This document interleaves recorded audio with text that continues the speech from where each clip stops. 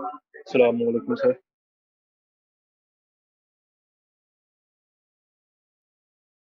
वालेकुम सलाम बेटा।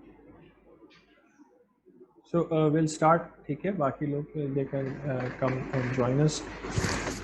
What we need to do today is basically we will I had two options. मेरा एक ऑप्शन ये था कि मैं 2D ग्राफिटम सिस्टम्स की इक्वेशंस पे हम लोग चले जाएं, और दूसरा ये था कि वी स्टिक टू 1D ग्राफिटम सिस्टम और पहले इन इक्वेशंस के सॉल्यूशंस और सिस्टम रिस्पांस के ऊपर आ जाएं, which is actually very interesting area, काफ़ी प्रैक्टिकल है।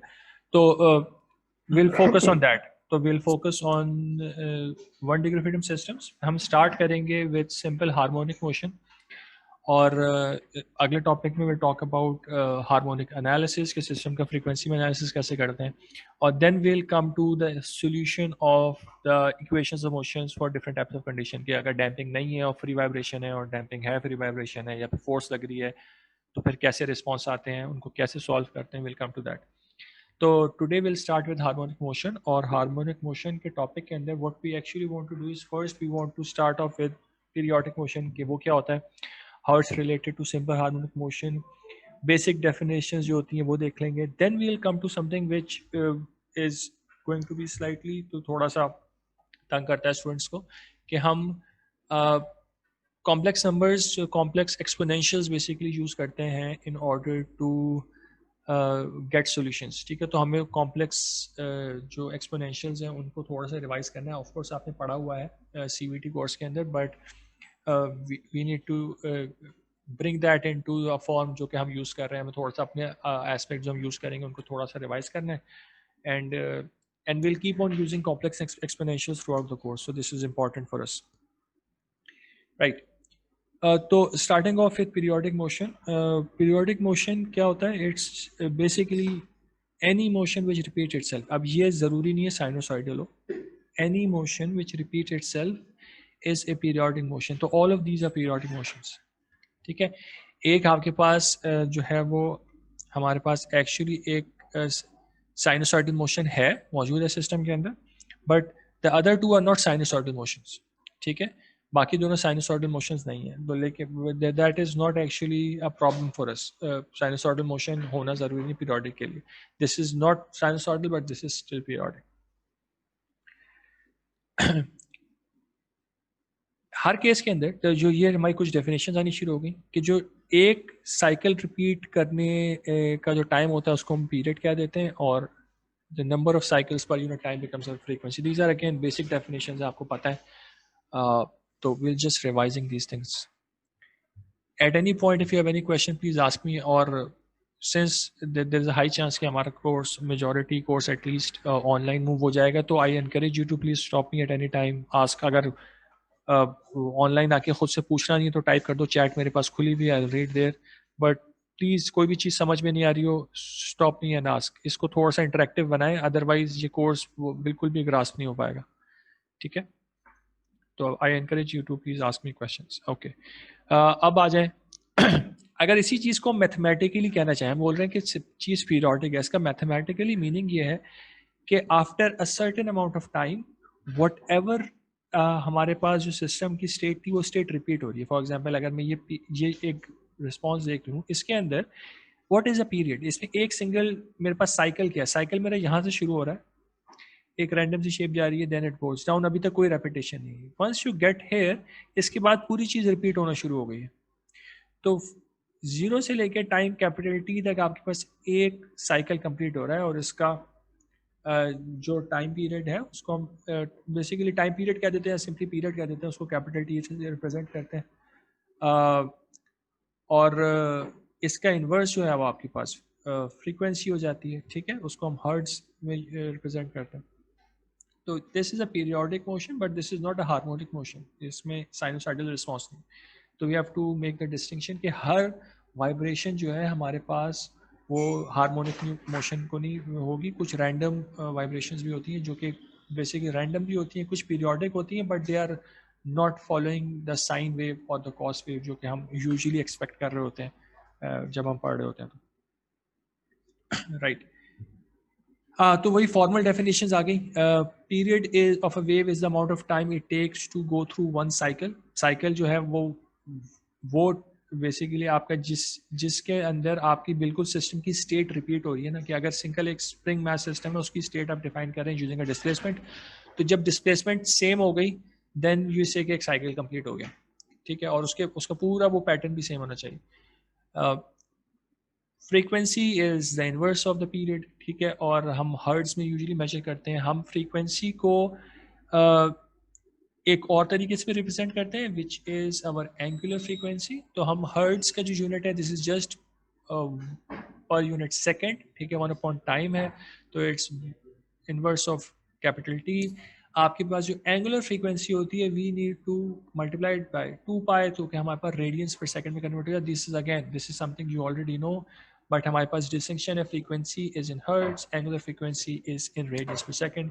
दिस इज इंपॉर्टेंट फॉर अस. हम काफ़ी ज़्यादा इस चीज़ को यूज़ कर रहे होंगे, और हम क्यों यूज़ करेंगे this will come. Why we don't just use F, why focus on angular. हालांकि वो जरूरी स्प्रिंग मास सिस्टम में there is no angular motion involve, right, but we still represent the thing with an angular frequency, and this lecture is going to explain you why we are talking about angles for translatory vibrations. ठीक, okay, तो इसके बाद let us talk about simple harmonic motion. अब simple harmonic motion आप सब ने पहले से पढ़ते हुए आ रहे हैं.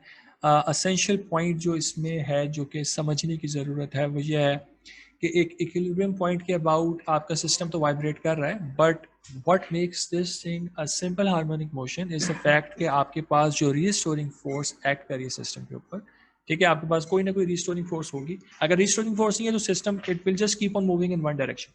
In order to bring it back to equilibrium कोई ना कोई फोर्स एक्ट कर रही होगी. वो फोर्स पेंडुलम के केस में ग्रेविटी की फोर्स होती है, वो फोर्स ग्रेविटी का एक कंपोनेंट होता है जो एक्ट कर रहा होता है. इस केस में आपके पास जो है वो स्प्रिंग फोर्स है जो कि आपकी रिस्टोरिंग फोर्स है. What is important for a simple harmonic motion is that this restoring force is actually proportional to the displacement of the system. ठीक है, ये जो अगर आपके रिस्टोरिंग फोर्स है ये x के प्रोपोर्शनल है, जितना ज़्यादा x होगा उतनी ज़्यादा आपकी स्प्रिंग फोर्स होगी. And this restoring force is always directed towards the equilibrium position जो कि माइनस साइन शो कर रहा है बेसिकली यहाँ, ठीक है. तो this is what makes basically periodic motion into a simple harmonic motion. कि आपकी जो भी रिस्टोरिंग फोर्स होगी that has to be proportional to the displacement, and it has to be directed towards the equilibrium position at all times. ठीक, if a periodic motion satisfies this thing, it becomes a simple harmonic motion. ठीक है, और फिर उसका solution automatically sinusoidal निकल के आता है. हम अगली स्लाइड में देखेंगे भी इस चीज़ को कि sinusoidal solution is actually going to give us the mass spring equation जो हमारे पास है. तो लेट्स मूव फॉरवर्ड. इस चीज़ में कोई भी सवाल हो बेटा please stop me. I am trying to go a little slowly today. मुझे फीडबैक मिला था कि थोड़ा सी स्पीड ज़्यादा थी ऑनलाइन, तो I am going to go a little slowly. But if you have any questions about anything please stop me and ask. Right, तो पहले तो ये थोड़ा सा देख लें कि what I am showing here. अब just for your information this is आपके पास स्कॉच योक मैकेनिज्म होता है, ठीक है. This mechanism is basically converting a pure rotation into a pure translation. ठीक है, एक प्योर रोटेशन हो रही है आपके पीछे जो व्हील लगा हुआ है उसकी जो भी, ठीक है, स्लॉट, और जो आपके पास स्लॉटेड एक रॉड है with a slot, this thing is pinned with this, और ये इसके साथ ट्रांसलेट कर रही है. तो असेंशली हो क्या रहा है at any point, और इसकी एक स्कीमेटिक है, one of the schematics is shown here. This is a slightly different variation of the same mechanism. ठीक है, सेम मैकेनिज्म की बात हो रही है. If you think about this thing, जो इस बार की हॉरिजॉन्टल डिस्प्लेसमेंट है, ये अगर आप इसके रेडियस का वेक्टर बनाएंगे, इसके कंपोनेंट की बात हो रही है, तो सेम थिंग आप यहाँ पे भी समझ सकते हैं इसको.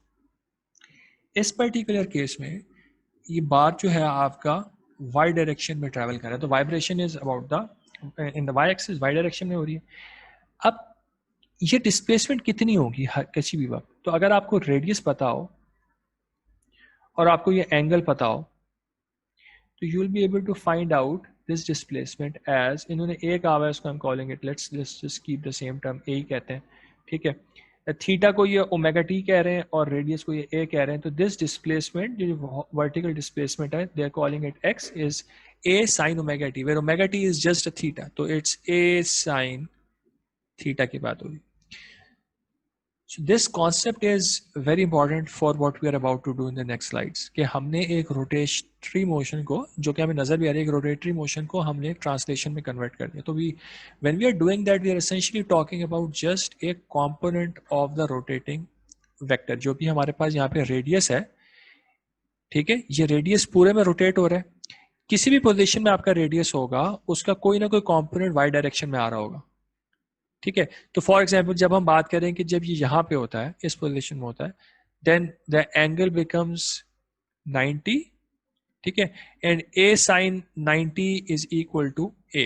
तो the entire arm length is actually in the Y direction. When it becomes horizontal in this direction, तो the angle becomes 180 and sine 180 becomes 0 and your X displacement is 0. ठीक, तो and because this thing is actually, अब आप दूसरी चीज note करें, दूसरी चीज ये नोट कीजिए कि ऑल्दो ये चीज ए जो है कांस्टेंट ओमेगा से रोटेट हो रहा है, थीटा को हम कह रहे हैं ओमेगा टी, बट जो वर्टिकल डिस्प्लेसमेंट है, this is actually a sine wave.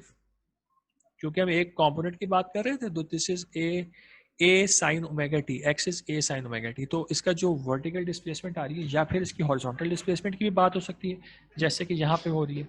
तो इन बोथ दीज केसेस आपके पास जो रिस्पॉन्स आ रहा है, that is a simple harmonic motion. अगर हम इसी चीज के हॉरिजॉन्टल कंपोनेंट की बात करें, तो what is going to change, this component is going to be A cos omega t, but this is still a sine wave, basically 90 degree phase difference के साथ. सही है, आपके पास साइनसॉइडल वेव ही है, बट कॉस वेव का response 90 degrees out of phase होता है. ठीक है, this is a cos wave. सही, तो दिस कॉन्सेप्ट जस्ट रिमेंबर कि किसी भी रोटेटिंग मोशन के अंदर से we can extract sinusoidal responses. ठीक है, तो अब कमिंग बैक टू, अगर हमारे पास ये लेट्स से कि this is our x response, तो इस सिस्टम की इक्वेशन क्या बनी, we want to check that. ठीक है, तो हमारी रिमेंबर हमारी इक्वेशन की, we want the equation to be of this form. हमारी ये एक जनरल फॉर्म थी, फिर हमने उसको कन्वर्ट किया था स्टैंडर्ड फॉर्म के अंदर. ठीक है, तो वी वांट दिस थिंग. तो starting from here what we can do is we want acceleration, right. तो what we can do is इस इक्वेशन की हम 2 दफा डेरिवेटिव ले लेते हैं. जब 2 दफा डेरिवेटिव लेंगे, तो पहला डेरिवेटिव लेंगे, साइन बिकम्स कॉस, ओमेगा बाहर आ जाएगा, तो it becomes omega a cos omega T. एक और दफा डेरिवेटिव ले लेते हैं, हम सेकंड डेरिवेटिव लेंगे, तो कॉस बिकम्स माइनस साइन, एक और ओमेगा बाहर आ जाएगा, and this becomes minus omega square a sin omega t, where a sin omega t is actually x. ठीक है, bring everything to the left hand side, you get this equation. इसमें this thing is actually x double dot. सही है, तो we get the actual, हमने जो बात की थी एक undamped spring mass system की equation in the, जो आपके पास स्टैंडर्ड फॉर्म होती है जिसमें आप सिंगल पैरामीटर से उसको रिप्रेजेंट कर रहे होते हैं ओमेगा से, वो इक्वेशन निकलती है. ठीक है, अब इस पर्टिकुलर केस में this omega is not the natural frequency of the system. in this particular case, the omega is just the rotating rotating angular frequency of this जो wheel लगा हुआ है इसकी angular frequency की बात है. This is omega. But एक spring mass system के लिए this will become its natural frequency. But the equation form remains the same. ठीक है, तो अब इससे हमें जो एक चीज हमें समझ में आ रही है वो समझ में आ रही है कि हमने जहां पे भी हमने ये इक्वेशन डिराइव की थी ना जिस भी मॉडल जिस भी सिस्टम के लिए, उसका रिस्पॉन्स इस स्टाइल का. तो this is an important conclusion for us. ठीक है, कि हम जब भी अपनी एक अनडैम्प्ड 1 डिग्री फ्रीडम की इक्वेशन लिखेंगे, उसका सॉल्यूशन एक सिंपल साइन फंक्शन की फॉर्म में निकल के आएगा. And we are going to solve several systems, हम निकाल के देखेंगे and we are going to look at that later on. अभी हमने ये कंक्लूजन ड्राइव किया यहाँ से, राइट. अब we are going to switch gears a little bit. ठीक है, तो अब हम करना क्या चाह रहे हैं, हम करना ही चाह रहे हैं, now we want to focus on this rotatory motion. हम इस मोशन की बात करना चाह रहे हैं जो हमने कहा था कि एक रोटेशन को हम कन्वर्ट कर सकते हैं साइन वेव में. अगर हम इस रोटेटिंग मोशन को डायरेक्टली डील कर लें, सो लेट्स से कि मैं बजाय मैं इस साइन का सोल्यूशन करूँ, मैं इस रोटेटिंग मोशन का सोल्यूशन कर लूँ, इस रोटेटिंग मोशन के सोल्यूशन से मेरा साइन का सोल्यूशन भी निकल के आ जाएगा क्योंकि मेरा y कंपोनेंट है, और मेरा x का सोल्यूशन भी निकल के आ जाएगा जो मेरा cos कंपोनेंट है। ठीक है, तो this is what we want to do. तो now what we want to do, अब ये थोड़ी सी ज़ाहिर है मैथमेटिकल डेवलपमेंट होगी, फिजिक्स तो जो आपकी एक्चुअल वो है रिलेशन टू वाइब्रेशन, थोड़ा सा बैक एंड पे जाना शुरू होगा कुछ देर के लिए, but that the mathematical principles जो हम अगली स्लाइड्स में देख रहे हैं they are crucial to what we will do next, तो हम लोग उसको थोड़ा सा देख लेते हैं। तो we want to focus on this rotation thing. ठीक है, तो हम सेम काम यहाँ पे भी हुआ हुआ है। अब इस डायग्राम से भी सेम चीज क्लियर हो रही है कि एक रोटेटिंग बॉडी है और एक स्प्रिंग मास सिस्टम है, दोनों की vertical displacement at all time same है। ये जो रोटेटिंग बॉडी है, this thing is rotating at a constant omega, but spring mass system चूंकि स्प्रिंग मास सिस्टम है, this is following this equation, या फिर x double dot equals to omega n square x equals to 0 equation follow कर रहा है। ठीक है, तो there is a relationship from here to here, वो रिलेशनशिप हमें देखनी है कैसे निकल सकती है। ठीक है, तो पिछली साइड में हमने काफ़ी बात कर ली है, वही चीज़ जो हमने बात की थी वही यहाँ पे भी आ रही है दोबारा कि एक सिंगल अगर आपके पास बॉडी है, एक पॉइंट है, ठीक है, उसका रेडियस a है, और अगर ये जो रेडियस बन रहा है या फिर ये जो लाइन बन रही है ये एक कांस्टेंट एंगुलर वेलोसिटी से रोटेट कर रही है, the angular velocity is omega, तो angle at any given time becomes omega t. तो अगर मैं इसके दो प्रोजेक्शंस देखूं, x की प्रोजेक्शन देखूं और इसकी y की प्रोजेक्शन देखूं, तो दोनों प्रोजेक्शंस मुझे पास अलग अलग रिस्पॉन्सेज शो कर रही हैं। जो मेरी वायरस वाली जो आपके पास प्रोजेक्शन आ रही है, this y projection is actually the sine component, तो ये साइन रिस्पॉन्स आ रहा है, और जो एक्स प्रोजेक्शन है this is the cosine component. ठीक, अब this is essentially known as a rotating vector. तो आपके पास एक वेक्टर है r जो एक कांस्टेंट ओमेगा से रोटेट हो रहा है। ठीक है, तो अभी हम रोटेटिंग वेक्टर वाली चीज पे भी आ जाएंगे, और दिस इज बेसिकली हम करेंगे क्या कि हम अपने वाइब्रेटिंग सिस्टम्स का सोल्यूशन कर रहे हैं in terms of rotating vectors. और rotating vectors are good because rotating vectors को हम बहुत सिंप्लीफाइड फॉर्म में रिप्रेजेंट कर सकते हैं, which is a complex exponential. बेटा कोई भी चीज समझ में नहीं आया तो please stop me and ask, कोई सवाल नहीं पूछ रहा है तो I will just keep on going forward, but this thing is conceptual, कुछ चीजें तंग कर रही होंगी, तो I encourage you to please stop me and ask. Now ये हमने सारी बातें कर ली हैं, वाई कॉम्पोनेंट हमें पता चल गया, एक्स कॉम्पोनेंट पता चल गया, तो we can go on forward. हम लोग देखते हैं कि हमें आगे क्या चीज करनी है। अब ये रोटेटिंग वेक्टर को हम रिप्रेजेंट कैसे करेंगे, तो कमिंग बैक हियर, तो how can I actually right this in a vector form. एक तो ये है कि मैं यहाँ पे एक्स वाई कोऑर्डिनेट्स डिफाइन कर दूं, and I can say this is x i plus y j, this is one way to do it. इसी चीज को मैं कह सकता हूं कि ये मेरा रियल एक्सिस है, ये मेरा इमेजिनरी एक्सिस है, तो x becomes my real component and y becomes my imaginary component, so this becomes x plus I y।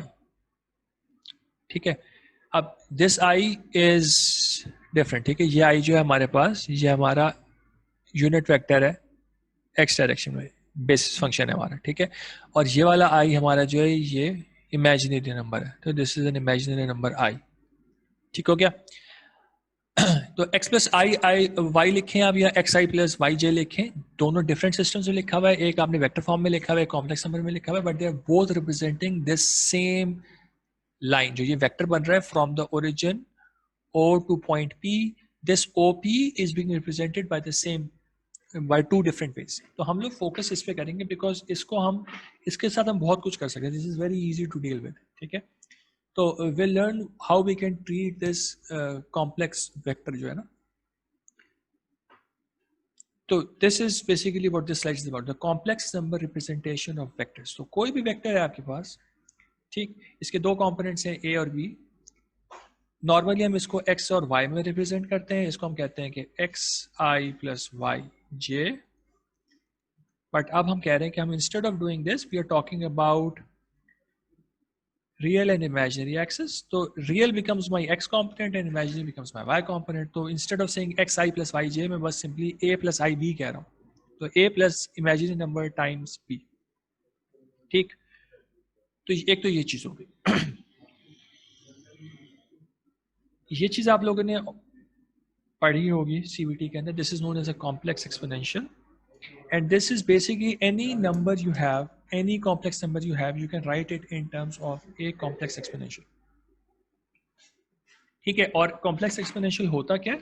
Complex exponential is just इसके इक्विवेलेंट होता है। अभी अगली स्लाइड में हम इसको डिटेल में देख भी लेंगे, but right now we just want to focus here. तो इसको देखें कि हमारे पास कंपोनेंट्स क्या आ रहे हैं। कंपोनेंट्स हमारे पास आ रहे हैं a प्लस आई बी। ए क्या है मेरे पास? ए मेरे पास है a का कॉस कंपोनेंट और b मेरे पास है a का साइन कंपोनेंट। तो मैंने यहां पे लिख दिया a cos theta is a and a sin theta is b. तो this becomes my vector z। मैं वेक्टर की बात करूं, this is my vector z, ठीक। अब इसी वेक्टर का, इस वेक्टर का कोई ना कोई मैग्नीट्यूड भी है, इस वेक्टर का कोई ना कोई एंगल भी है, ठीक है। तो इसका मैग्नीट्यूड जो है वो जाहिर है यहां से यहां तक की लेंथ है, टोटल लेंथ है। लेंथ हम कैसे निकालते हैं? लेंथ हम, अगर हमें कंपोनेंट्स पता हो तो हम पाइथागोरस थ्योरम से निकाल सकते हैं। तो a square plus b square का under root becomes your length, ठीक है।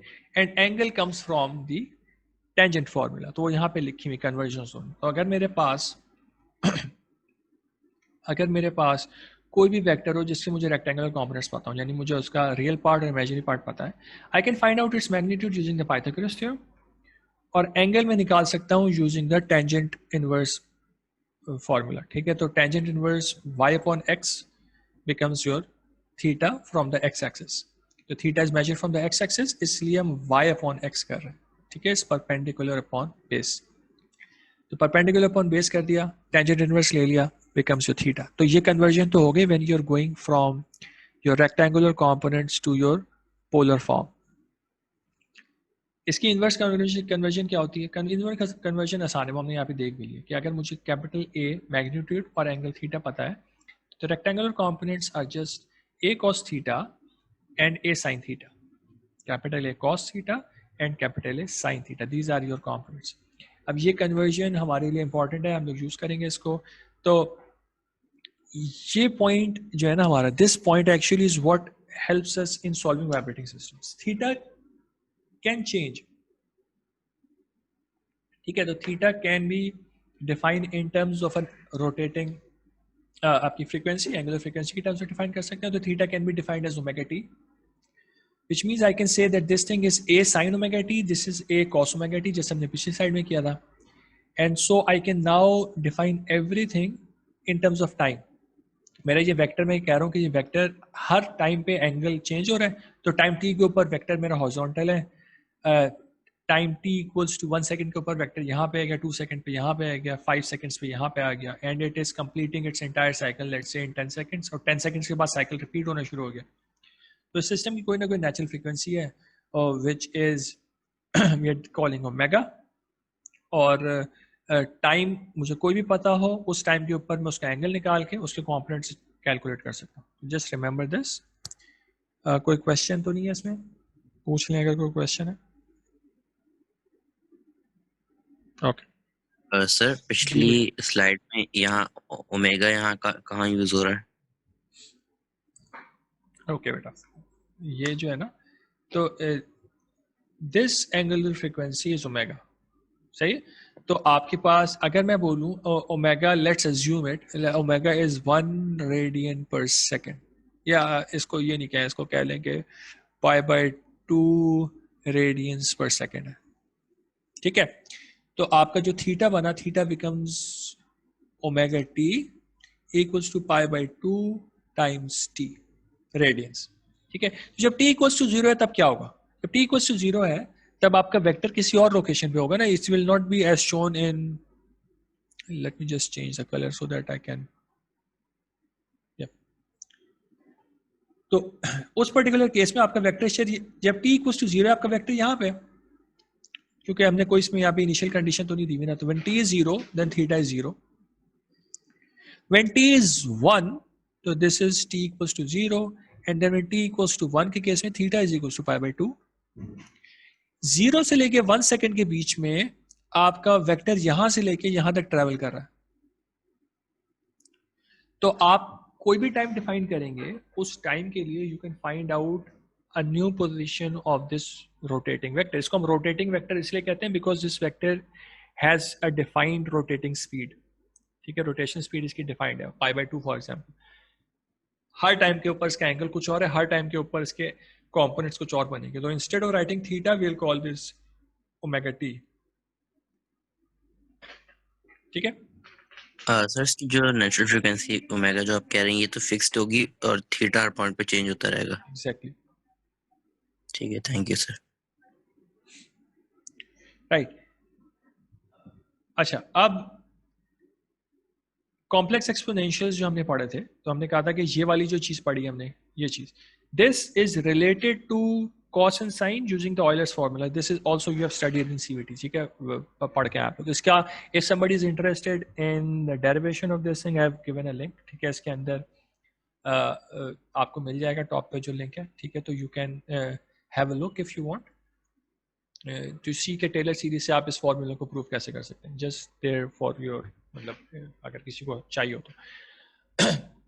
But this is essentially what the Euler formulas are, कि आप कॉस और साइन से कॉम्प्लेक्स एक्सपोनेंशियल के अंदर जा सकते हैं. And we are going to utilise this. और कहाँ यूज कर रहे हैं, this will come in the later slides. ठीक है, हम इसको कैसे यूज करते हैं, दिस विल कम अप. तो अगर मेरे पास एक कॉम्प्लेक्स एक्सपोनेंशियल गिवन है जिसकी पावर जो है पॉजिटिव है, तो this is essentially equals to cos theta plus i sine theta. और अगर मेरे पास माइनस में गिवन है तो माइनस आई थीटा अगर पावर है तो it becomes cos theta minus i sine theta. ठीक है, तो चेंज होता रहता है.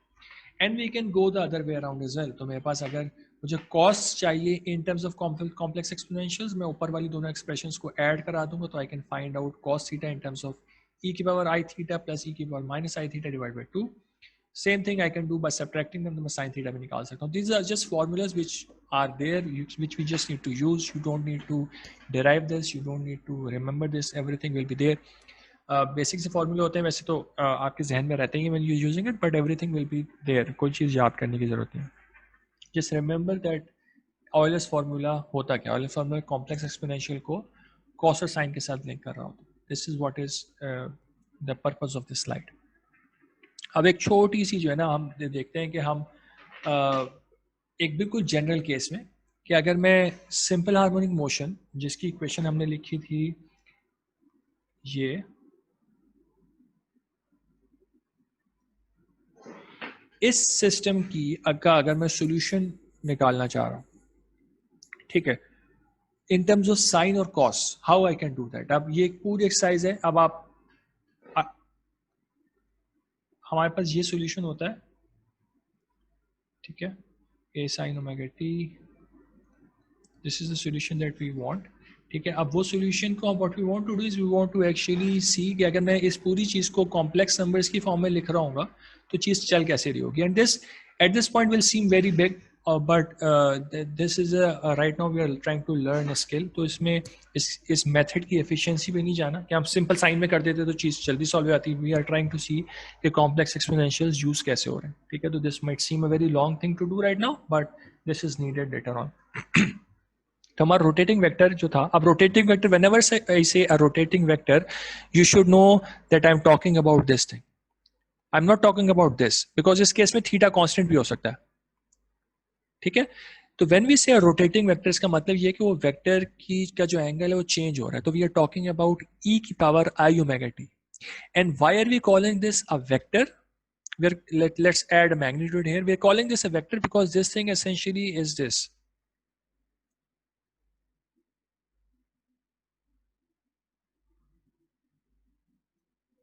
मैग्नीट्यूड a है, a cos ओमेगा t इसका रियल कंपोनेंट है और a sin ओमेगा t इसका इमेजिनरी कंपोनेंट है. तो you can actually find out that this is a real component, this is imaginary component. तो वेक्टर आपका किसी भी पॉइंट पे इस तरीके से ड्रॉ हो रहा होगा. तो whenever we talk about a rotating vector, we are talking about a vector of magnitude. जो भी यहाँ पे मैग्नीट्यूड गिवन है, इसका रेडियस है वेक्टर का, ठीक है, और उसकी रोटेटिंग स्पीड ओमेगा है. और ये वेक्टर अपने ओरिजिन के अबाउट कंटिन्यूसली रोटेट कर रहा है एट अ कांस्टेंट ओमेगा. सही है, अभी ओमेगा हमने कांस्टेंट लिया. ठीक हो गया. तो राइट तो हम लोग क्या कह रहे हैं, हम कह रहे हैं रोटेटिव वेक्टर हमने अज्यूम कर लिया a e की पावर i ओमेगा t। फिर what we are saying is कि हम लोग आइलर्स फार्मूला से इसको ओपन कर देते हैं, तो we have a cos omega t plus i sin omega t, and this is essentially एक हम यहाँ पे फंक्शंस डिफाइन कर रहे हैं रियल और इमेजिनरी के। Whenever if I have a complex number like this और उसके ऊपर मैं अगर रियल फंक्शन अप्लाई करता हूँ, the answer comes out to be a। Same thing अगर मैं आपके पास सेम काम करूँ कि मेरे पास a i प्लस b है, a प्लस i b है, और मैं इस पर इमेजिनरी फंक्शन अप्लाई करूँ, the answer comes out to be only b, not i b, it's just b। ठीक है, इमेजिनरी पार्ट का मैग्नीट्यूड आ जाता है। तो just remember these two basic functions. अच्छा, तो हम ये कह सकते हैं कि जब जो हमारे पास a cos ओमेगा t है, this is just the real part of this thing. इसका जो रियल पार्ट है वो रियल पार्ट है वो ये है, ठीक है, और इसका जो इमेजिनरी पार्ट है वो ये वाला है।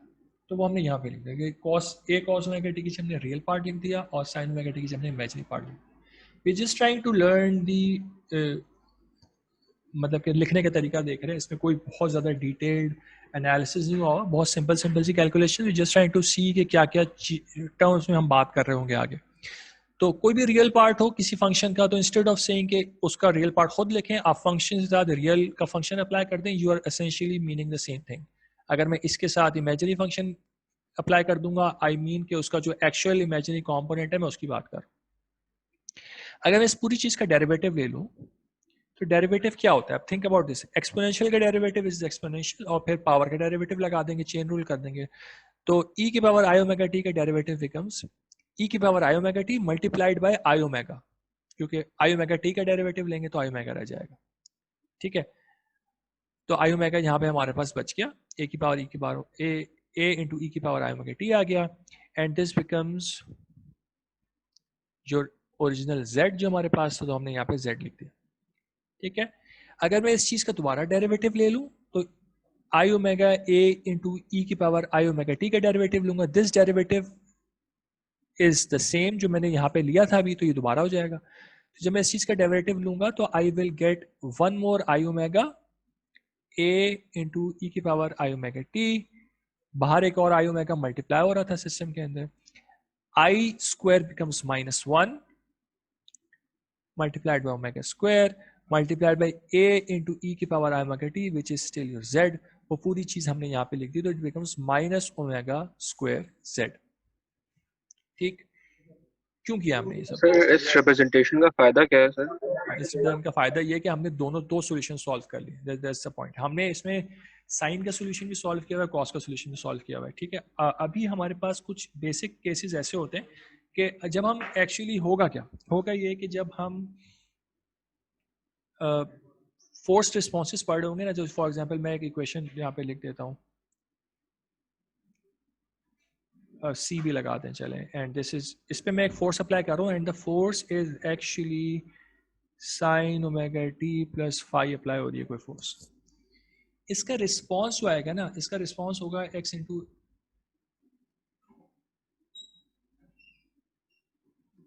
इसका एंगल कोई और होगा। ठीक है, तो यू रिमेंबर कि आप sine omega t plus phi को एक्चुअली ओपन कर सकते हैं in terms of sine alpha plus beta के फॉर्मूला के साथ। तो actually what you are saying is कि हमारे पास साइन फोर्स भी लग रही है और कॉस की फोर्स भी लग रही है।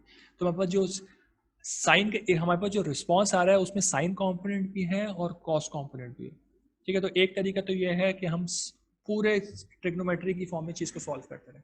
ठीक है, दूसरा तरीका ये है कि हम साइन और कॉस के कॉम्बिनेशन को एक सिंप्लीफाइड फॉर्म में, एक्सपोनेंशियल फॉर्म में लिख दें। Again this comes very later on in the course, आगे जाके आएगा, अभी हम सिर्फ मैथ से।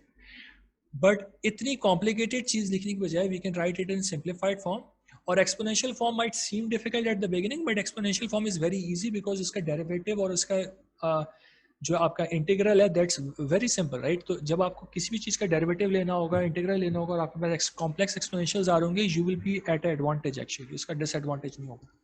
ठीक है, तो ये आगे जाके हमें फायदा, अभी हमसे बिल्कुल बेसिक मैथ्स देख रहे हैं, और इसका भी एडवांटेज थोड़ा सा कुछ अभी कुछ समझ में आ भी जाएगा ना। तो हमने किया क्या, हमने सिर्फ एक्चुअली कॉम्प्लेक्स एक्सपोनेंशियल को सॉल्व कर लिया। But if you think about this, हमने कहा था कि इसका एक रियल पार्ट है which is in terms of cos, एक इमेजिनरी पार्ट है which is in terms of sign. सही, तो अगर मैं बोलूँ ना कि लेट्स आप मुझे सॉल्व करके दे दीजिए कॉस के भी वेलोसिटी एक्सेलरेशन और साइन के भी वेलोसिटी एक्सेलरेशन, आपको दोनों सेपरेटली करने पड़ते, बट हमने अभी एक गो में कॉम्प्लेक्स एक्सपोनेंशियल के डेरिवेटिव्स लिए, इसके अंदर you have the entire thing. अब देखें हो क्या रहा है। अब मैं अगर z की जगह पे if I just take this, मैं ये z का एक्चुअल फुल फॉर्म यहाँ पे डाल देता हूँ, तो जिसको cos omega t plus i sine omega t, ठीक है। तो इसके दो पार्ट्स आ गए, जिससे एक पार्ट आ गया ये वाला और एक पार्ट आ गया, फिर इसको माइनस के साथ ही लिखना पड़ेगा, i omega square sine omega t. Advantage ये है कि इसके अंदर दोनों सॉल्यूशन मौजूद है। कॉस, अगर मैं रिस्पॉन्स होता है कॉस का second derivative is minus omega square cos और साइन का second derivative is minus omega square sign, ठीक है। तो मैंने दो डेरिवेटिव्स एक गो में ले लिए, दैट्स एडवांटेज, और ये हमें आगे जाके चीज़ बहुत फायदा करेगी। अभी हमारा टाइम बिल्कुल एंड होने वाले सेशन का, please join and we can complete this thing in the next 10 minutes and then will sign off, ठीक है। तो प्लीज रीज्वाइन।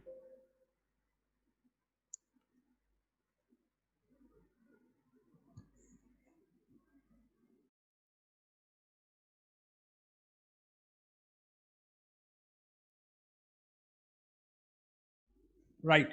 So basically,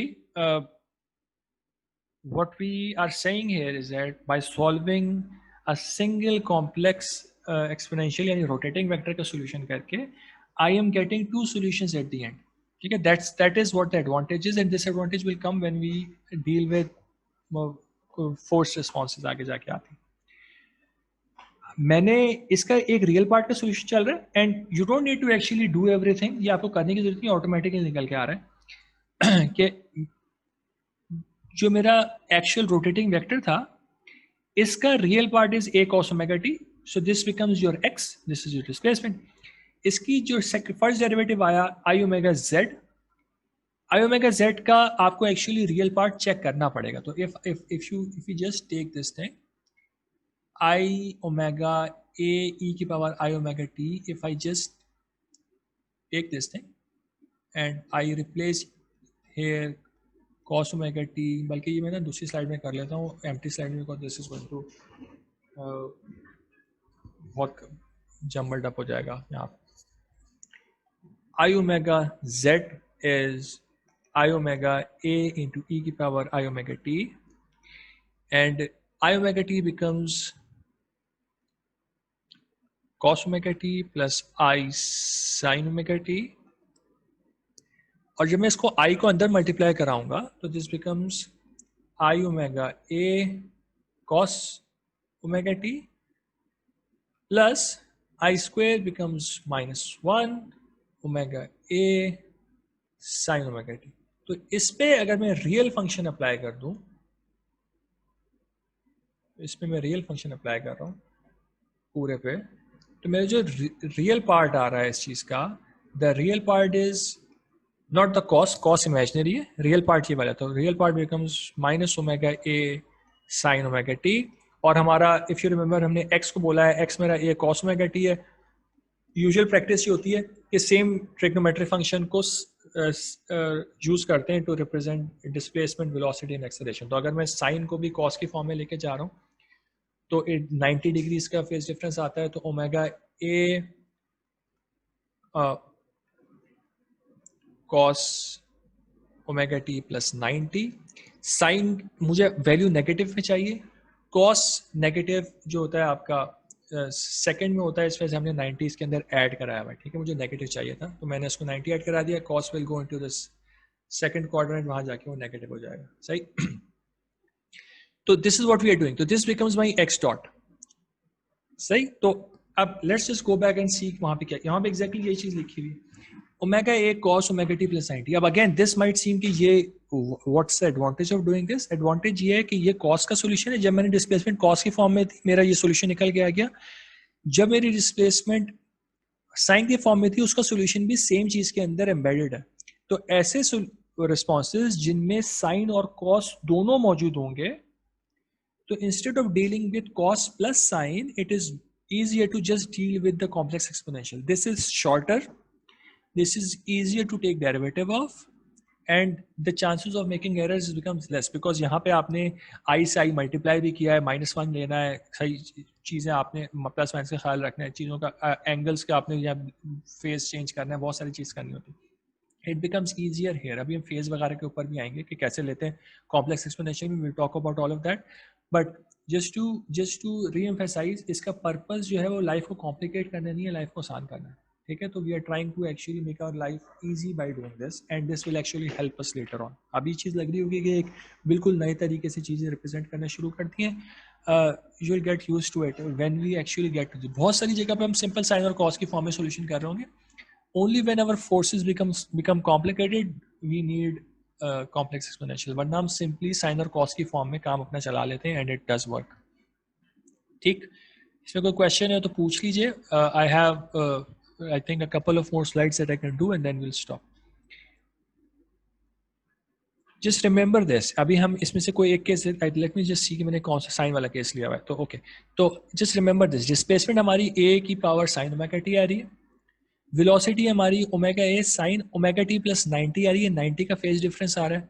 और एक्सेलरेशन ओमेगा स्क्वायर ए 180 का फेज डिफरेंस आ रहा है. ठीक है, तो स्टार्टिंग फ्रॉम डिस्प्लेसमेंट आपकी वेलोसिटी का जो साइन वेव है वो भी आउट ऑफ फेज है और आपकी एक्सेलरेशन की साइन वेव है वो भी आउट ऑफ फेज है, और वो हम देखना है कि कितना डिफरेंस आ रहा है. तो दिस इज जो ट्रेडिशनल रिस्पॉन्स, ये वाला, this is how we normally represent waves. ठीक है, हम कहते हैं कि साइन का फंक्शन बनाते हैं. This is our new approach. हम कह रहे हैं कि हमारे पास एक रोटेटिंग वेक्टर है x, उसका मैंने रोटेटिंग वेक्टर का डेरिवेटिव लिया तो मेरे पास ये आ गया, उसका मैंने एक और डेरिवेटिव लिया, मेरे पास ये आ गया. तो this is the rotating vector of displacement, this is the rotating vector of velocity, this is the rotating vector of acceleration.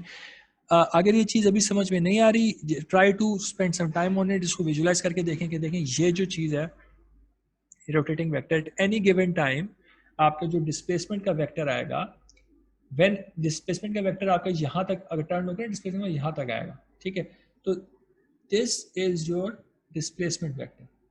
सही, आपका जो वेलोसिटी का वेक्टर है वो यहाँ तक आएगा, तो this is the projection of the velocity vector. और आपका एक्सेलरेशन का वेक्टर रोटेट होकर यहाँ तक आ रहा है, तो this is the projection of your acceleration vector. तो ये तीनों रोटेटिंग वेक्टर्स के हम वाई कॉम्पोनेंट्स को इधर टाइम में चेक कर रहे हैं कि कैसे चेंज हो रहे हैं. ठीक है, तो हमने पीछे इमेजिनरी पार्ट का फंक्शन लगाया था, तो this is the imaginary response. ये इमेजिनरी पार्ट प्लॉट हो रहा है सिर्फ. अगेन थोड़ी सी कॉम्प्लिकेटेड चीज है, it does take time, but will revise this multiple times. Taha कुछ पूछ रहे हैं आप? यस सर, मैं पूछ रहा था कि इसका डिस्प्लेसमेंट वेक्टर जो है वो एंटी क्लॉकवाइज रोटेट हो रहा है और वेलोसिटी वेक्टर आप कह रहे हैं क्लॉकवाइज रोटेट हो रहा है. नहीं, सबका ओमेगा सेम है. Omega is fixed through out, सारी चीजें सेम वही हो रही है. हमने पीछे देखा था कि हमारे पास डिस्प्लेसमेंट, वेलोसिटी और एक्सेलरेशन जो हैं they are 90 and 180 degrees out of phase. ठीक है, velocity vector 90 degrees out of phase था और acceleration vector 180 degrees out of phase था. ठीक है, 180 डिग्रीज आउट ऑफ फेज ऐसे आया बिकॉज ये माइनस साइन है, minus sign omega t is becomes basically sign omega t plus 180. सही. अच्छा, आप पूछिए, आप क्या कह रहे हैं? सर मैं ये कह रहा था कि आप अभी बता रहे थे ना कि जो x है, x रोटेट होके जाएगा तो हमारे पास डिस्प्लेसमेंट वाली वेव आ जाएगी. जब वेलोसिटी वाला वेक्टर रोटेट होगा तो हमारे पास मतलब y एक्सिस पे आ जाएगा, तब हमारे पास वेलोसिटी वाली वेव आ जाएगी. नहीं, मैं ये नहीं कह रहा था. मैं कह रहा था, मैं शायद वो थोड़ी सी ना मिसरिप्रेजेंटेशन हो गई उधर. x का वेक्टर जो है, इसका रेडियस तो फिक्स है ना, इसका रेडियस इज कांस्टेंट. तो essentially this is a circle. सही है, ये वेक्टर किसी भी पॉइंट, तो इसका मैक्सिमम पॉइंट इधर रिप्रेजेंट हो रहा है, मिनिमम पॉइंट इधर रिप्रेजेंट हो रहा है. करंट पोजीशन में आपका जो x है, this is at this position. तो जब x चेंज होके इस पोजीशन पे आएगा तो x का जो वेक्टर है वो आपका जो एक्चुअल डिस्प्लेसमेंट है वो ये वाली. जब ये वेक्टर मूव होके इस पोजीशन पे आ जाएगा तो आप इस डिस्प्लेसमेंट की बात कर रहे हैं. जब ये रोटेट होके इस पोजीशन पे आ जाएगा तो आप इस डिस्प्लेसमेंट की बात कर रहे हैं. सही है, इसका हर टाइम के ऊपर कोई ना कोई y कंपोनेंट बनेगा ना. तो इस पॉइंट के ऊपर इसका y कंपोनेंट ये बन रहा है. जब ये वर्टिकली हो गया तो पूरे का पूरा y में, तो इसका ये वाला y कॉम्पोनेंट बन गया। सही है, समझ रहे मेरा पॉइंट? तो अगर आप जी जी सर, अब आप समझ गया। तीनों को नहीं देखिए, आप सिर्फ एक को देखिए, तो ये रोटेटिंग वेक्टर का हर टाइम इंस्टेंट के ऊपर कोई ना कोई कंपोनेंट बन रहा है और वो कंपोनेंट इधर प्लॉट हो रहा है। तो बेसिकली आप हर इंस्टेंट टाइम के ऊपर वो लें, कंपोनेंट लें और उसका एक डॉट इधर लगा दें, अगले इंस्टेंट पे डॉट लगा दें, अगले इंस्टेंट पे डॉट लगा दें, अगले इंस्टेंट पे डॉट लगा दें, एंड यू कंबाइन एवरीथिंग तो यू गेट दीज लाइंस। तो this is a series of projection. ये एक कंटिन्यूस लाइन नहीं, ये हर इंस्टेंट के ऊपर जो भी प्रोजेक्शन आ रही है उससे एक पॉइंट आ रहा है, अगले इंस्टेंट के ऊपर कोई आ रही है उससे कोई और पॉइंट आ रहा है, उसके बाद कोई और आ रहा है, उसके बाद कोई और आ रहा है, उसके बाद कोई और आ रहा है, and all of these combined together give you the complete displacement curve. Same thing is going on with velocity and acceleration. अब हमने कहा था velocity is 90 degrees out of phase. 90 degrees out of phase is very difficult to note in this curve. If you think about this, it's not easy, but here it is very very clear. Rotating vectors are action, जब जितना phase difference होता है ना, अच्छी बात यह है कि इसमें विजुअलाइजेशन ये आसान होती है कि the angles are directly visible here. मैं बोलता हूँ sine omega t, what is omega t, you how will you represent omega t? The omega t is represented here directly. Similarly अगर मैं ये बोलता हूँ, लेट्स से दिस, मैं एक वेक्टर बोलता हूँ, मैं एक बोलता हूँ sine omega t plus 45 degree, how would you represent this thing in a real and imaginary system?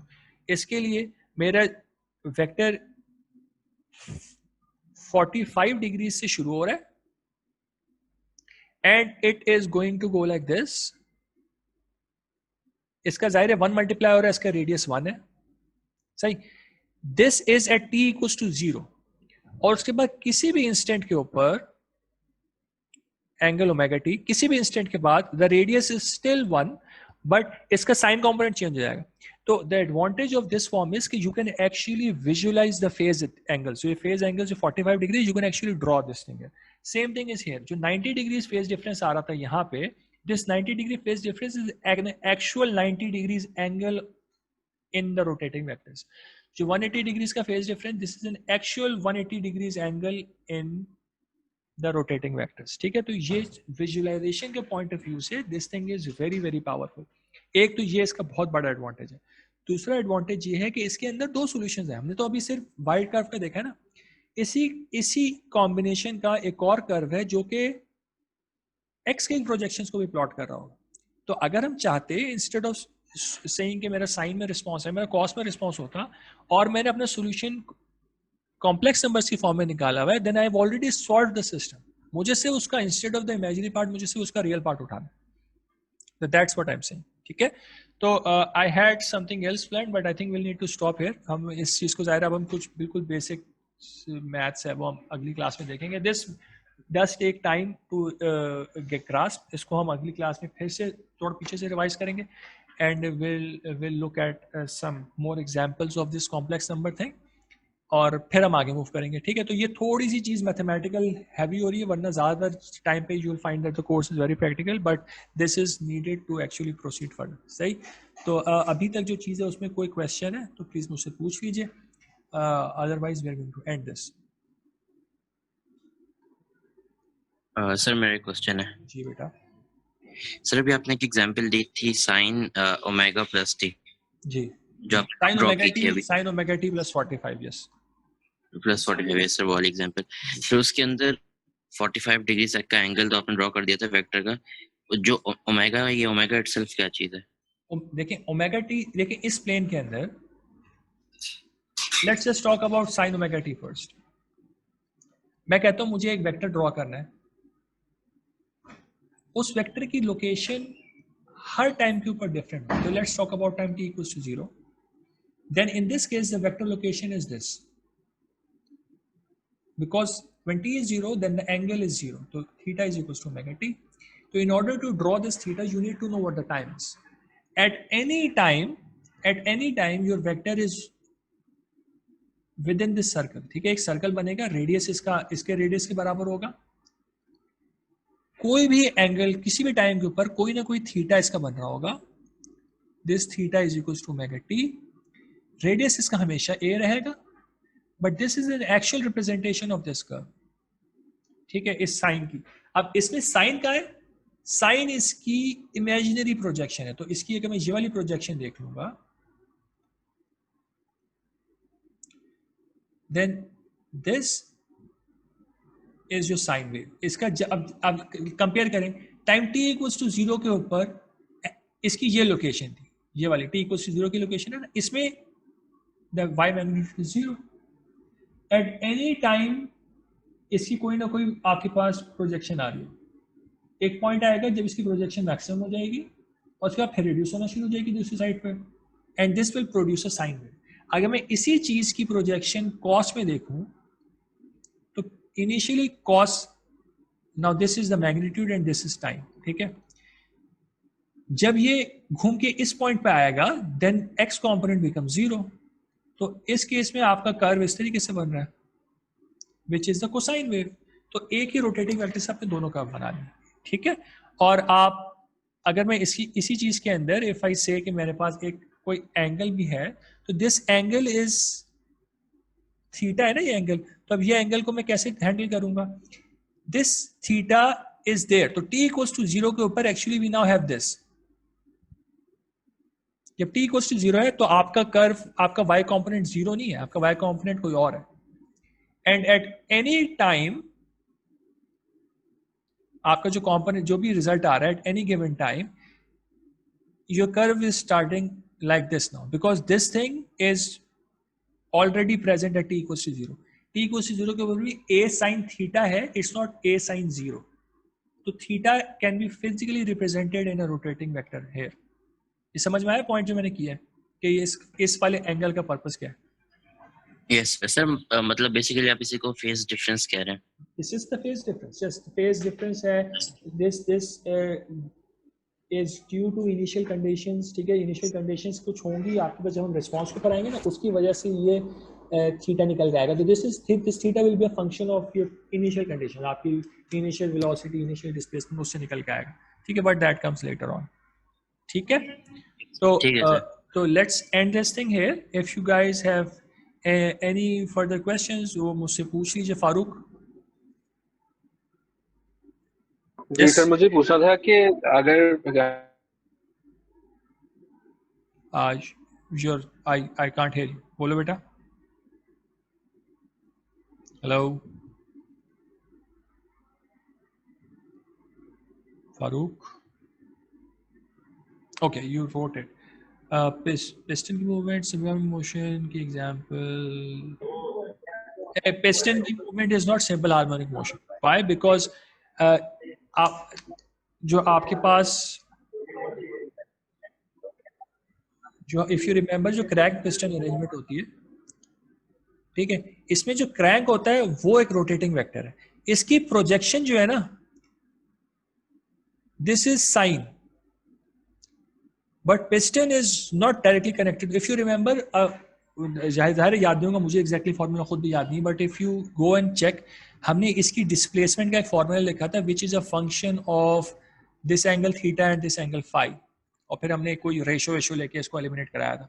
तो this is not a simple harmonic motion.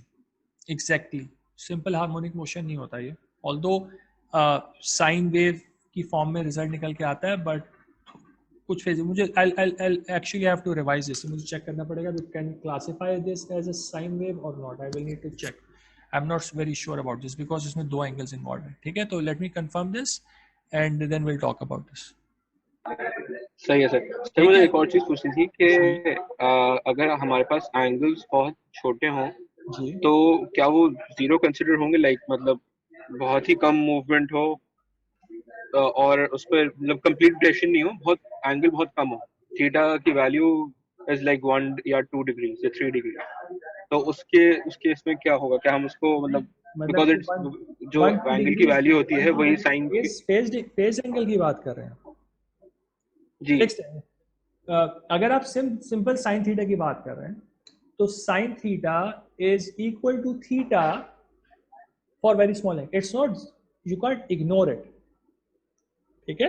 उसको इग्नोर नहीं करते, उसको आप थीटा के इक्वल लेते हैं। कॉस को आप 1 के इक्विवेलेंट ले लेते हैं, लेकिन साइन को आप थीटा के इक्विवेलेंट ले लेते हैं, और रेडियंस के अंदर it has to be in radians, ठीक है ना।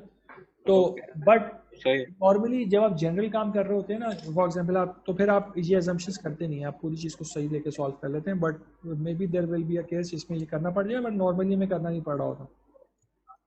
ठीक है, वो जो सही है आपकी सर, थैंक यू। वाली एग्जांपल है, I'll revise that thing, मैंने भी एक साल पहले पढ़ाई थी machine, I'll revise that and I'll come back to you on it. Okay, तो let's end सही है this sir, thing thank you and sir. inshallah Monday को we'll talk further. Assalamu alaikum.